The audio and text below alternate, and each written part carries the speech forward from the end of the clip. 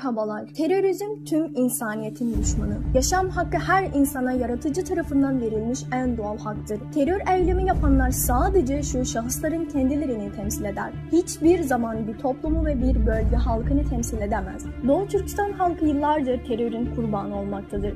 Ancak oradaki terör olaylarının dünyanın diğerlerindeki terörlerden farkı, Doğu Türkistan'daki terör olaylarını Çin hükümeti bizzat kendisi gerçekleştirmektedir. Evet, diktatör, acımasız ve kendi yasalarına bile saygısı olmayan Çin hükümeti Doğu Türkistan'daki Uygur, Kazak gibi Türk halkı üzerinde devlet terörü estirmektedir. Soykırım ve zorlu asimile siyasetlerini gizlemek için Çin yöntemi Uygurları terörist olarak göstermek çabası içerisindedir. Örneğin Uygur halkının kendi insanı değer şerefini korumak için yaptığı çalışmalar ve direnişler bütün dünyaya terör olarak gösterilmektedir. Oysa uluslararası gözlemci örgütler Uygurların bu direnişlerini Çin zulmüne karşı bir tepki olarak görmektedir. Keyfi tutuklama, yargısız kararlar, cezaevlerindeki işkenceler, keyfi öldürmeler, milyonlarca günahsız Uygur Türklerin toplama kamplarına kapatılması, Çin yönteminin Doğu Türkistan halkı üzerinde gerçekleştirmekte olan terör olaylarından sadece bir bölümü. Uygur halkı barışsever, geniş kalpli, adaletli ve kültürlü bir toplumdur. Çok samimi ve sağlam dini anlayışa sahiptir. Çin yöntemi bir taraftan Doğu Türkistan halkı üzerinde devlet terörü uygulamakta, diğer taraftan tam tersine Uygurları tüm dünyaya terörist olarak göstermeye çalışmaktadır. Bu Çin'in ikiyüzlü ve ahlaksız bir yöntem olduğunu açık bir delilidir. Biz dünyadaki adalet duygusu olan vicdan sahibi kişiler için Doğu Türkistan halkı üzerinde gerçekleştirmekte olan devlet terörünü durdurmaya çağırıyoruz.